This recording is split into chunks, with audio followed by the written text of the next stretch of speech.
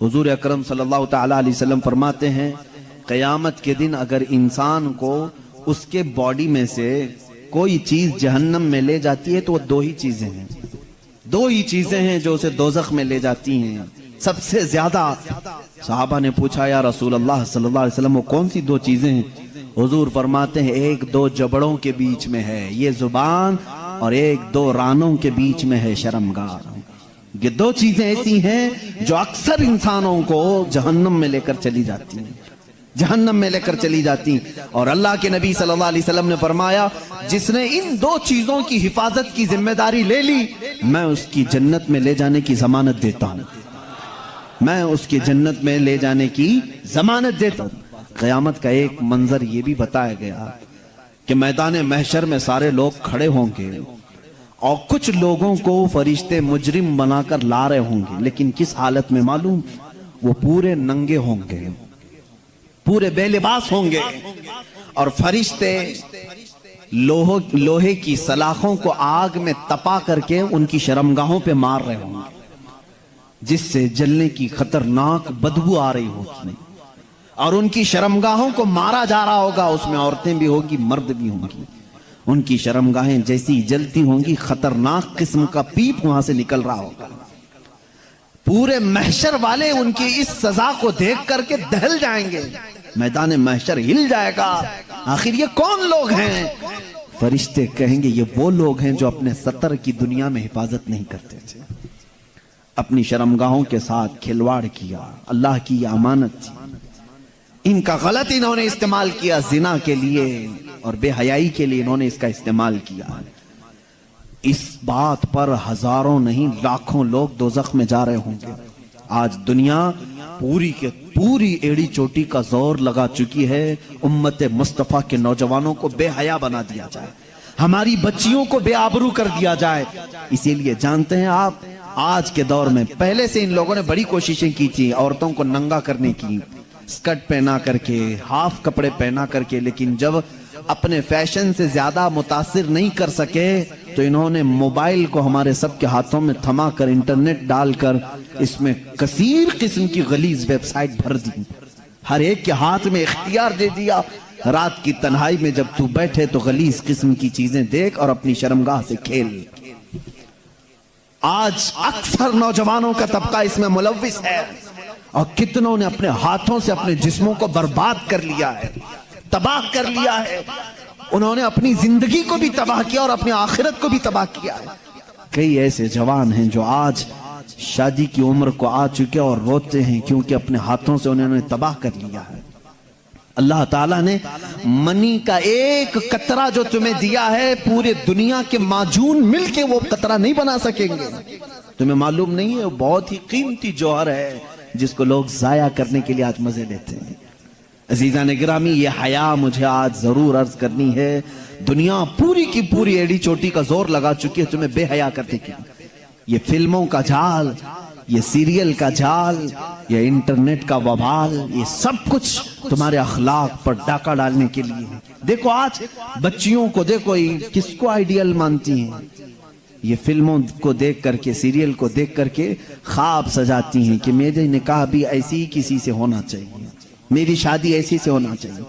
لڑکے یہی خواب سجا کر کے بیٹھتے میری دلہن ایسی ہونی چاہیے کہ اس کا حسن ایسا ہو۔ میرے عزیزو، یہ جادوگری ہے جو پردے پہ دکھائی جا رہی ہے، جادوگری ہے، ان کی خود کی لائف میں وہ ساری چیزیں نہیں ہیں جو فلموں میں درشائی جاتی ہیں۔ تم کہاں ان کے پیچھے پاگل بن جاتے ہو؟ تمہارے لیے آئیڈیل اگر کوئی ذات ہو، لڑکیوں کے لیے میں کہتا ہوں کہ تمہاری زندگی چند لمحوں کی ہے، چند دنوں کی ہے، چند سانسوں کی ہے۔ اگر ہمیشہ کا عیش چاہتی ہو تو آئیڈیل سیدہ کائنات فاطمہ الزہرا کو بناؤ، اور ہر دولہا، ہر نوجوان حیدر کرار کو اپنا آئیڈیل بنائے، نمونہ عمل ان کو بنائے۔ پوری زندگی تم جن کے ہاتھوں تباہ کر رہے ہو، قیامت کے دن اس کا حساب ہوگا۔ دو آیتیں پڑھتا ہوں میں، سمجھ جاؤ مجھے امید ہے کہ ہمارے بچے توبہ کر لیں گے، مجھے امید ہے کہ ہمارا نوجوان توبہ کرے گا، اور اللہ رب العزت کی جب اسے یاد دلا دی جائے انشاءاللہ دل میں اگر ایمان کا ایک ذرہ بھی باقی ہے وہ پلٹ جائے گا۔ میرا مولا قرآن میں فرماتا ہے تم جن ہاتھوں سے کھیل رہے ہو، جن اپنے اعضاء سے کھیل رہے ہو، یہ مت سمجھنا کہ کوئی نہیں دیکھ رہا۔ مولا علی کرم اللہ وجہہ الکریم فرماتے ہیں میں نے زندگی میں دو چیزیں دیکھی کہ جب تنہا ہو تو ڈر جانا، اس لیے کہ گواہ بھی وہی ہے، حاکم بھی وہی ہے، گواہ بھی وہی ہے، حاکم بھی وہی ہے، کوئی دوسرا تمہاری گواہی دینے کے لیے آئے گا نہیں، خود اللہ گواہ ہے۔ اور حاکم کون ہے قیامت کے دن؟ وہی حاکم ہے۔ میرے عزیزو قرآن کی دو آیتیں میں پڑھ رہا ہوں، اللہ فرماتا ہے قیامت کے دن جب تم اٹھائے جاؤ گے تم سے ہر ایک عضو کے بارے میں پوچھا جائے گا، اس سے کیا کرتے تھے، اس سے کیا کرتے تھے، آنکھیں کیا کرتی تھی تمہاری، زبان کیا بولتی تھی۔ تھوڑی دیر کے بعد سورہ یاسین میں اللہ فرماتا اليوم نختم على افواہہم وتکلمنا ایدیہم وتشہد ارجلہم بما كانوا یکسبون۔ اللہ فرماتا ہے چپ رہو، آج کے دن ہم تمہارے منہ پر مہر لگا دیں گے، تمہارے ہاتھ ہم سے بات کریں گے، تمہارے پیر ہم سے بات کریں گے، جو کچھ تم کرتے تھے وہ سب کی گواہی دیں گے۔ اور 24ویں پارے میں چل کر کے آیت آتی ہے وَقَالُوا لِجُلُودِهِمْ لِمَ شَهِدْتُمْ عَلَيْنَا قَالُوا أَنْتَقَنَا اللَّهُ الَّذِي أَنْتَقَ كُلَّ شَيْءٍ۔ یہ ہمارے جسموں کی چمڑیاں اس دن بات کر رہی ہوں گی، حتیٰ کہ روایت میں ہے ران کی چمڑی بولے گی کہ یہ کیا کیا کرتا تھا۔ یہ انسان گھبرا کر کے کہے گا اپنی چمڑیوں سے تمہیں کیا ہو گیا، تم تو بولتی نہیں تھی دنیا میں، تم کیسے میرے خلاف کھڑے ہو گئے۔ وہ چمڑیاں اس وقت بھی کہیں گی کہ تو آج خاموش ہو جا، تیری زبان دنیا میں تھی اور آج اللہ نے ہمیں بولنے کا موقع دیا ہے، یہ سب ہمارے خلاف کھڑے ہو جائیں گے۔ اس لیے میرے عزیزوں اے نوجوانوں یہ زندگی بڑی قیمتی ہے جو اللہ نے تمہیں امانت کے طور پر دی ہے۔ رات کی تنہائیاں اگر تم نے اپنی حفاظت میں نہیں رکھی تو قیامت کے دن مجمع عام میں رسوا ہونا پڑے گا، ذلیل ہونا پڑے گا۔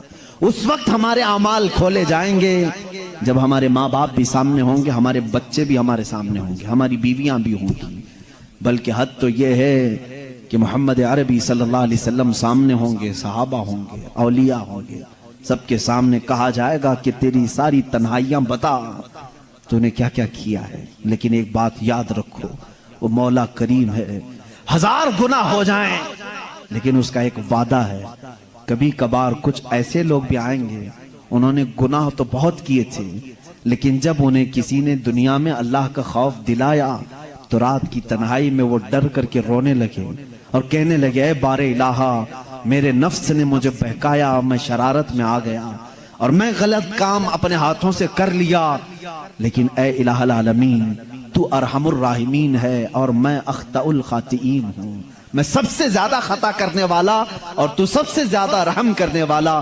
رب تعالیٰ فرماتا ہے قیامت کے دن وہ آئے گا، اس کے نامہ اعمال ہوں گے ہاتھ میں، لیکن یہ جتنے گناہ تھے وہ سب مٹا چکے ہوں گے، فرشتے ان سب پر پردہ ڈال چکے ہوں گے، اس میں سے ایک گناہ کا بھی تذکرہ وہاں پر نہیں ہوگا۔ کاش ہماری زندگی میں بھی ایسا ہو جائے، کاش ہماری زندگی میں ایسا ہو جائے۔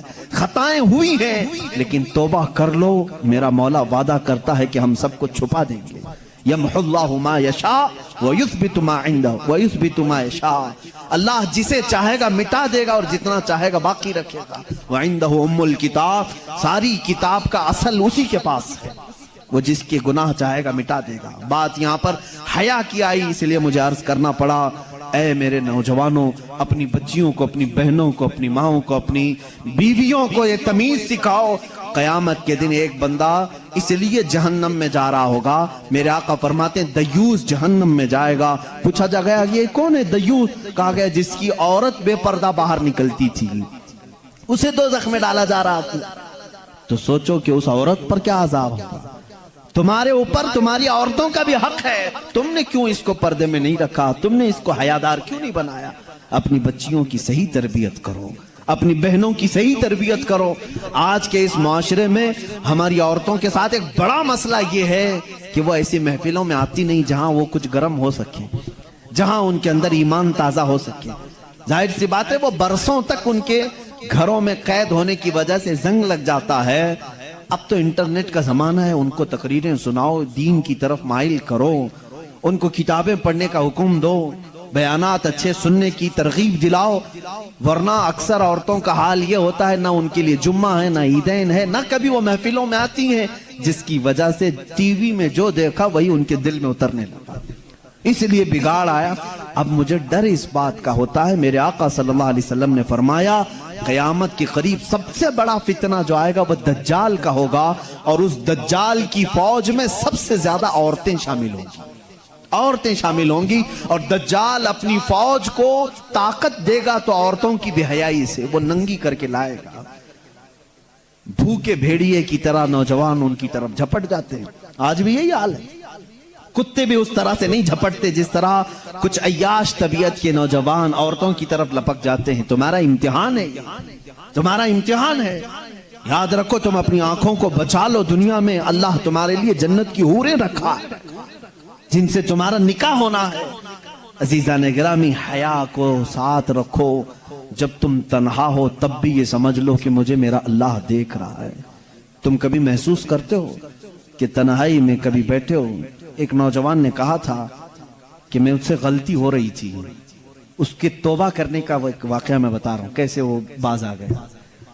کہا کہ میں موبائل ہی لے کر کے بیٹھا تھا, تنہا تھا کمرے میں, ماں باپ نہیں, بھائی بہن کچھ بھی نہیں.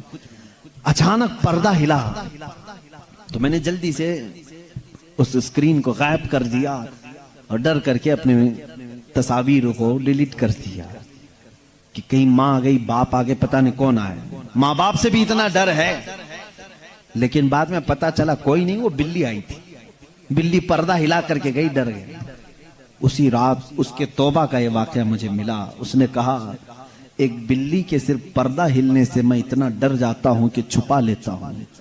اور جو مولا یہ کہہ رہا ہے اللہ لا الہ الا هو الحی القیوم لا تأخذہ سنۃ ولا نوم, وہ اللہ ہے جس کے سوا کوئی معبود نہیں, جو ہمیشہ سے زندہ ہے اور ہمیشہ رہنے والا ہے. اسے ایک آن کے لیے بھی نیند نہیں آتی, نہ اونگ آتی. وہ ہمہ وقت تمہیں دیکھ رہا ہے. آج ہمارے اس مجمع کو بھی مولا دیکھ رہا ہے. میرے عزیزو, یہ تصور اگر تمہارے اندر آ گیا تو بہت ساری چیزیں سننے کی بھی تمہیں ضرورت نہیں. ایک ہی دوا میں بتا رہا ہوں. کچھ بچے پوچھتے ہیں کیسے برائیوں سے چھوٹیں. کیمرہ لگا کر کے بھی بچا نہیں پاؤ گے, لکڑی اور چھڑی کے ڈر سے بھی تم بچا نہیں پاؤ گے کسی کو. صرف یہ دل میں بات ڈالو کہ جس جگہ پر بھی ہوں مجھے میرا اللہ دیکھ رہا ہے.